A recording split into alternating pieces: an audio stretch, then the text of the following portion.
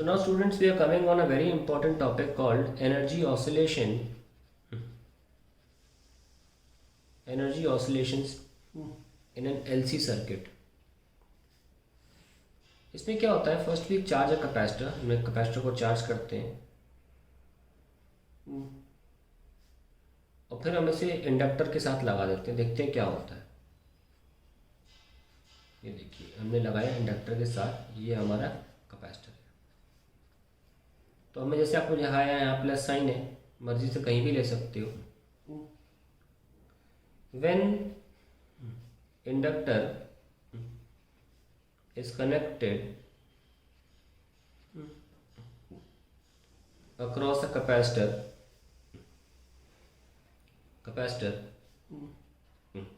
the charges deposited on the plates of capacitor, plates of capacitor get a path to flow. Path close हो गया ना, अभी तो बंद था path to flow. The positive charge flows from capacitor to inductor in anti-clockwise direction. Clockwise direction है ना, ये पॉजिटिव चार्ज है ना, पॉजिटिव से तो निकलता है current as shown. Since current direction is same as that of positive charge,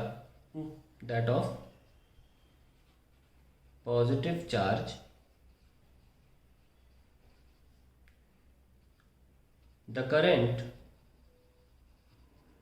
flows into inductor in anti-clockwise direction। जैसा कि हमने चार्ज के रूप में दिखाया वही है, तो अब चार्ज की बात नहीं करेंगे, करंट की बात करेंगे, ठीक है। इसके बाद हम आगे बढ़ते हैं। As the current increases through inductor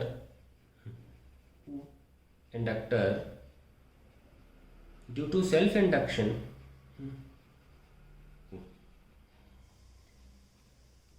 the inductor opposes it, and hence capacitor takes some time to discharge. Capacitor takes some time to discharge, थोड़ा वक्त लेता है कैपेसिटर। ओके,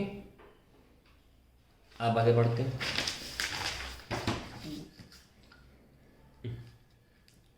अब क्या हुआ, इसमें Q हो गया 0 और फ्रैक्शन ऑफ टाइम के लिए, for a very small time, इसमें टोटल करंट I0 पहुंच चुका है maximum. Now capacitor is fully discharged, the current has attained its maximum value,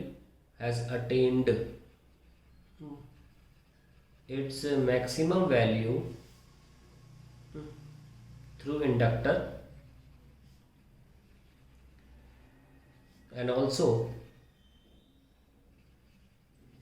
the magnetic flux through inductor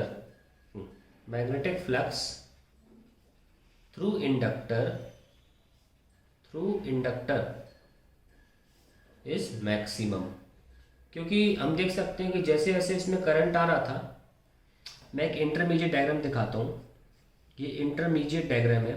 intermediate मतलब जो डायग्राम पहले बनाया था और अब बनाया उसके बीच का इंटरमीडिएट डायग्राम। कि स्टार्टिंग में जैसे कि करंट चार्ज धीरे धीरे इंक्रीज हो रहा था, तो फ्लक्स ऐसे बढ़ेगा। ऐसा फ्लक्स क्यों बढ़ेगा, क्योंकि मैं करंट ऐसे ले जा रहा हूँ, तो लेट सपोज कि करंट क्लॉकवाइज सेंस में इंडक्टर में जा रहा है। करंट क्लॉकवाइज होता है तो मैग्नेटिक फील्ड ऐसे होती। तो अभी दो लाइनें दिखा रहा हूँ। अब मान लीजिए थोड़ा अच्छे तरह से दिखा देता हूँ। अब मैं 3 लाइनें दिखाऊंगा। डायरेक्शन ये क्यों दिखा रहा हूँ, क्योंकि मैं ये मान के चल रहा हूँ कि करंट क्लॉकवाइज एंटर करा है इस छल्लों में, और फाइनली मान लेते हैं ये वाली डायरेक्शन में, इस सिचुएशन में मैक्सिमम करंट पहुँच चुका है, चार्ज डिस्चार्ज हो चुका है पूरा, और बहुत ही इंस्टेंटेनियस टाइम के लिए इसमें सर्किट में करंट रहेगा और फ्लक्स भी मैक्सिमम होगा, है ना, इस वक्त इसमें इंडक्टर में। तो ये ऐसे मैंने स्टेप दिखा दिया प्रोसेस का। जब Q यहाँ पर Q0 था, यहाँ पे Q था, जो Q है वो Q0 और 0 के बीच में, और फाइनली अब जो Q है वो कम्प्लीटली समाप्त हो चुका है कैपेसिटर में से। अब पूरा का पूरा करंट फॉर्म में मैक्सिमम वैल्यू पे यहाँ पहुँच चुका है। अब यहाँ पे और फर्दर चेंजेस नहीं होंगे करंट में। तो अब आगे लिखते हैं,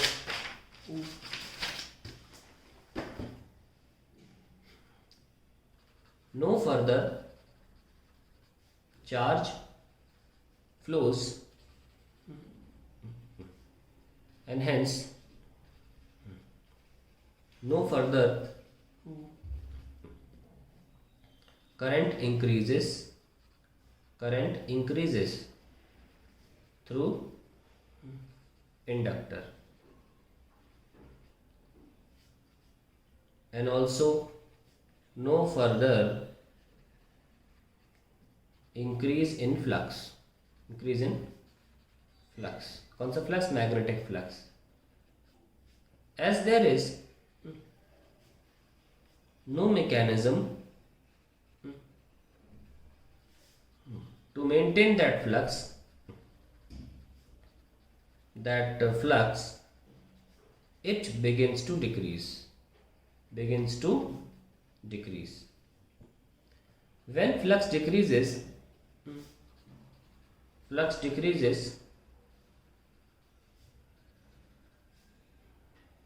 there is an induced EMF,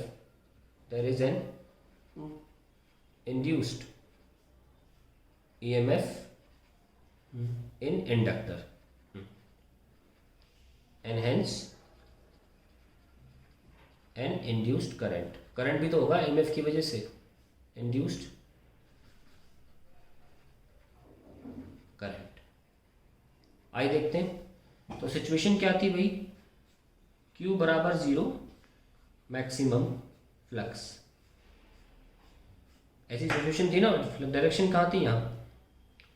अब ये फ्लक्स डिक्रीज होना चालू हुआ है। अब ये फ्लक्स जो है वो डिक्रीज होना चालू हुआ, क्योंकि उसको सस्टेन करने का, मेंटेन करने का कोई मैकेनिज्म तो अपने पास है नहीं। यस और नो? अब जब फ्लक्स डिक्रीज होगा तो इंड्यूस्ड ईएमएफ ऐसा होगा कि उस घटते फ्लक्स को रोकने की कोशिश करे। ये फ्लक्स डिक्रीज हो रहा है, कम हो रहा है ना, तो इंड्यूस्ड मैग्नेटिक फ्लक्स जो होगा वो इसी डायरेक्शन में ही तो बढ़ेगा। तो अब मैं जो एरो बना रहा हूं ना, अगर मैं चाहूं तो सिर्फ इंड्यूस्ड का दिखाता हूं, चलो इसको रहने दो, हम आपको सिर्फ इंड्यूस्ड मैग्नेटिक फ्लक्स दिखाते हैं। ये वाला घटता हुआ नहीं दिखाऊंगा, कंफ्यूजन हो जाएगा। क्योंकि बताएं, अब सर्किट में जो करंट आएगा ना वो सिर्फ इंड्यूस्ड करंट की वजह से, क्योंकि और कोई सोर्स तो है नहीं करंट देने के लिए। तो देखना क्या होगा, I am going to only show you induced magnetic flux, that is just one line. क्योंकि जैसे ही डिक्रीज होना शुरू हुआ ना, ये इंड्यूस्ड मैग्नेटिक फ्लक्स इसको सपोर्ट करने के लिए पैदा होना चालू हो गया। वो तो अभी पैदा हुआ है ना, तो एक ही तो बनाऊंगा, यस और नो? और फिर क्या हुआ, बढ़ना चालू हुआ, फिर बढ़ा। ये 3 लाइनें बना दी मैंने। देखो, ये इंड्यूस्ड मैग्नेटिक फ्लक्स है। ये कौन सा है? Induced magnetic flux. ये कौन सा है? Induced magnetic flux increased. अब बताइए, इस डायरेक्शन में अगर फ्लक्स इंक्रीज होगा तो करंट फिर वैसे ही तो है जैसा पहले था, क्योंकि हमने अंदर की तरफ बनाया ना, ऐसे लाइन ऐसे बनाएंगे तो ये नॉर्थ है और ये साउथ है, और ये वापस करंट ऐसे फ्लो करेगा, जैसे जैसे कर रहा था वैसे ही करेगा। या आप ऐसे भी बोल सकते हैं कि करंट डिक्रीज हो रहा है। यहाँ पे करंट तो मैक्सिमम था ना, इसमें I बराबर I0 मान के चलो, अब करंट डिक्रीज हो रहा है ना। तो इंड्यूस्ड करंट कुछ ऐसा होगा कि डिक्रीज ऑफ करंट, जैसे हमारा पहले एंटी क्लॉकवाइज था, इसी एंटी क्लॉकवाइज सेंस में सर्किट में डिक्रीज ऑफ करंट को ये डिक्रीज होने से रोकने के लिए इंड्यूस करंट कैसा पैदा करेगा, उसी ही दिशा में, है ना। इस दिशा में करंट एक बार मैक्सिमम हो गया। अब डिक्रीज हो रहा है तो इंड्यूस करंट कैसा होगा, ऐसे ही तो होगा। तो यानी कि इस बार जो हमारे कैपेसिटर को चार्ज करने वाला है वो इंड्यूस्ड करंट चार्ज करेगा।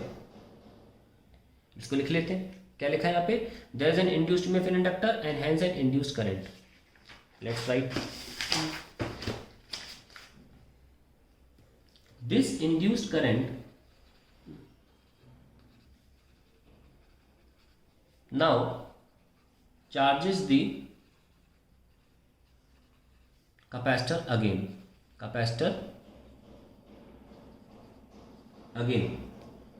आई डायग्राम दिखाते हैं। मैंने आपसे क्या बोला, इस डायरेक्शन में एक बार करंट मैक्सिमम हो चुका था, अब वो डिक्रीज होना चालू हुआ है। इसी डायरेक्शन में अब डिक्रीज हो रहा था current due to no more maintenance of flux. तो इंड्यूस्ड करंट इस डायरेक्शन में ही पैदा होगा ताकि इस डिक्रीजिंग करंट को डिक्रीज होने से रोके और धीरे धीरे चार्जेस डिपॉजिट होना चालू हो जाएंगे। लेकिन ध्यान रखें, स्टार्टिंग में चार्जेस प्लस यहाँ था, अब करंट इसमें घुस रहा है तो प्लस यहाँ आ जाएगा।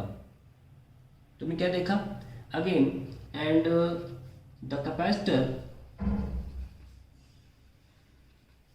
Acquires opposite polarity. तो ये ध्यान रखिएगा, पोलैरिटी अपोजिट क्यों हो रही है, क्योंकि अब इंड्यूस करंट चार्ज कर रहा है और इंड्यूस करंट जब घुसेगा तो प्लस यहाँ डिपॉजिट कर देगा और माइनस यहाँ पे। तो हम क्या कह सकते हैं कि अगर मान लो हमने कम फ्लक्स बनाए 2 लाइनें, तो अगली लाइन में हम क्या बनाने वाले हैं, पूरा का पूरा वापस Q0 चार्ज भर दिया और हम इंड्यूस्ड जो करंट है वो पूरा का पूरा इसको वापस यहाँ पे चार्ज भर दिया है। तो जैसे जब तक फ्लक्स डिक्रीज होगा तब तक, जब तक हमारा जो फ्लक्स पहले भर चुका था जब तक वो डिक्रीज हो रहा है तब तक इंड्यूस करंट हमारा इसको चार्ज करता रहेगा। फाइनली यहाँ पर पूरा का पूरा जो पहले फ्लक्स था वो क्या हो गया, अब जीरो, अब नो मोर इंड्यूस्ड करंट। तो इसमें इंड्यूस करंट अब जीरो हो चुका है और उसने हमारे कैपेसिटर को चार्ज कर दिया। This induce current now charges the capacitor again and capacitor acquires opposite polarity. हम क्योंकि नो एनर्जी लॉस मान के चल रहे हैं, नो एनर्जी लॉस, ठीक है, oppose polarity and finally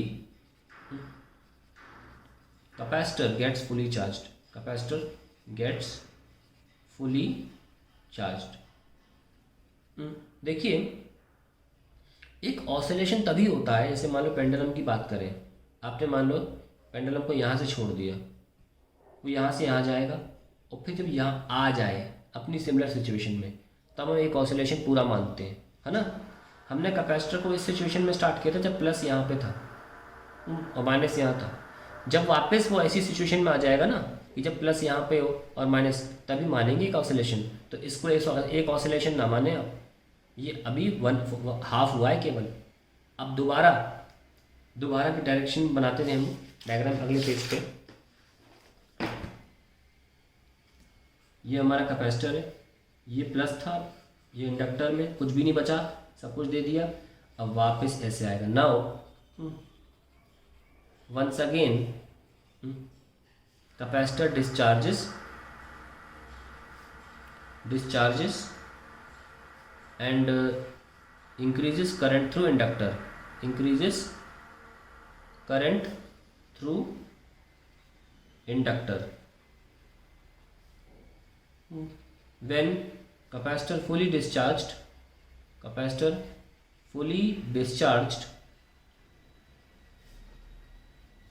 the magnetic flux in inductor begins to decrease from maximum to 0 and induced current in inductor once again charges the capacitor,